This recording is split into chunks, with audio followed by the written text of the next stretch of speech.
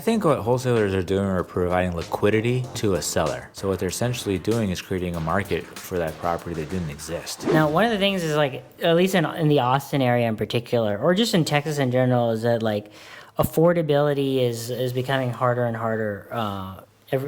Just in general, houses are just become. That's why it's kind of becoming. It's really hard to be a land or just to be a property owner now because of that.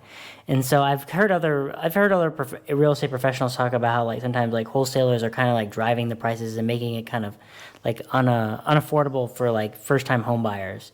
And I'm curious what your thoughts are on that. Like, do you kind of agree on some point that they're kind of like driving up the prices of houses and can make it more unaffordable? I think what wholesalers are doing are providing liquidity to a seller, right? What are they really doing? They're taking the seller's contract and reselling it or signing it for a fee, right, to an end buyer. So what they're essentially doing is creating a market for that property that didn't exist. So in any ways, if let's say, for example, you need to sell your house and you have 30 days because there's a foreclosure, the typical process of selling this house would probably be go put on the MLS, use a realtor, right? That they're gonna take X amount of percentage of the sale.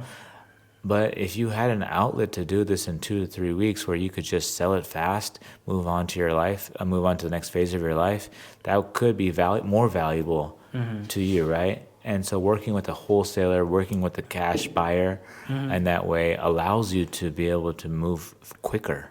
Yeah.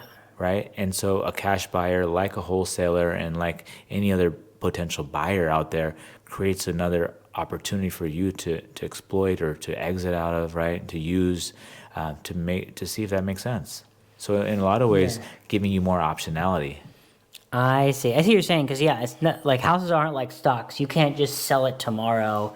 Like it's not easy to unload the property or like get rid of it. And it's like stocks, you can like the next day you could sell it and get it and just easily get rid of it. And the liquidity on stocks is a lot quicker. But with houses, you really can't like move it quickly. And so something like a wholesaler kind of help in that area. Yeah, absolutely, right?